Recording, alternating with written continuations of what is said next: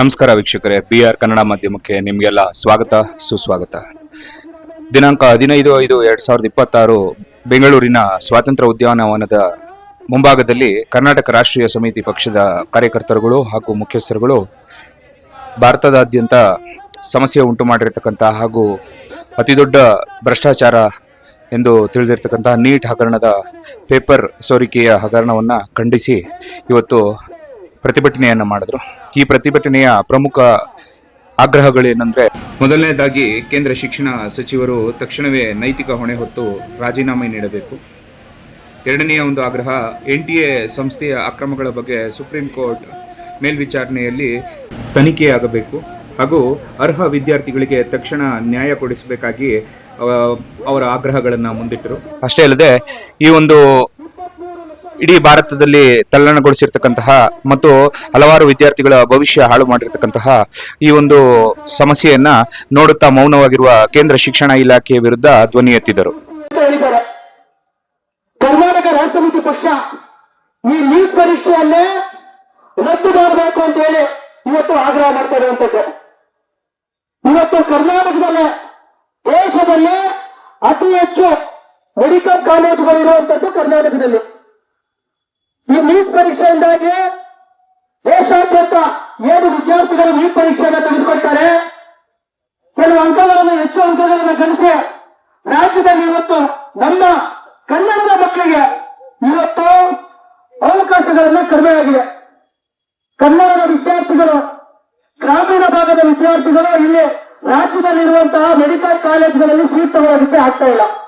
ಆ ಕಾರಣದಿಂದಾಗಿ ಮತ್ತೆ ಏನು ಬಹುತೇಕವಾಗಿ 2024ರಿಂದ ಏನು ನೀಟ್ ಪರೀಕ್ಷೆಗಳು ನಡೀತಾ ಇದ್ದಾವೆ, ಅಕ್ರಮಗಳು ನಡೀತಾ ಇರುವಂತದ್ದು ನಮಗೆಲ್ಲ ಗೊತ್ತಿದೆ.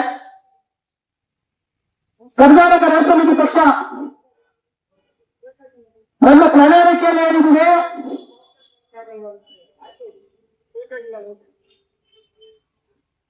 ಇವರು ನೀಟ್ ಪರೀಕ್ಷೆಯನ್ನು ರದ್ದು ಮಾಡಬೇಕು, ಕರ್ನಾಟಕದ ವೈದ್ಯಕೀಯ ಪರೀಕ್ಷೆಯನ್ನು ನಡೆಸಿ ಪ್ರವೇಶಾತಿ ಪರೀಕ್ಷೆಗಳನ್ನ ಕರ್ನಾಟಕ ಸರ್ಕಾರವೇ ನಡೆಸಬೇಕು, ಮೊದಲ ಆದ್ಯತೆ ಕನ್ನಡದ ಮಕ್ಕಳಿಗೆ ನೀಡಬೇಕು, ರಾಜ್ಯದಲ್ಲಿರುವಂತಹ ಎಲ್ಲಾ ಮೆಡಿಕಲ್ ಕಾಲೇಜ್ನಲ್ಲೂ 80% ಕನ್ನಡಿಗರಿಗೆ ಆದ್ಯತೆ ನೀಡಬೇಕು ಅಂತ ಹೇಳಿ ಕರ್ನಾಟಕ ರಾಷ್ಟ್ರ ಸಮಿತಿ ಪಕ್ಷ ಇಂದಿನ ಪ್ರತಿಭಟನೆಯಲ್ಲಿ ಆಗ್ರಹವನ್ನು ಮಾಡ್ತಾ ಇರುವಂತದ್ದು.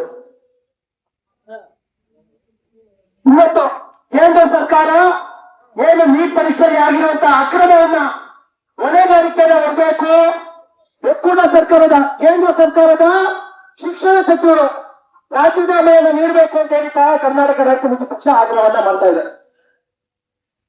ಈ ನಿಟ್ಟಿನಲ್ಲಿ ಇವತ್ತು ಏನು ಪ್ರತಿಭಟನೆ ಮಾಡ್ತಾ ಇದ್ದೀವಿ, ಈ ಪ್ರತಿಭಟನೆಗೆ KRS ಪಕ್ಷದ ರಾಜ್ಯಾಧ್ಯಕ್ಷರಾದಂತಹ ದೀಪಕ್ ಸಿಎನ್ ಅವರು ಬಂದಿದ್ದಾರೆ.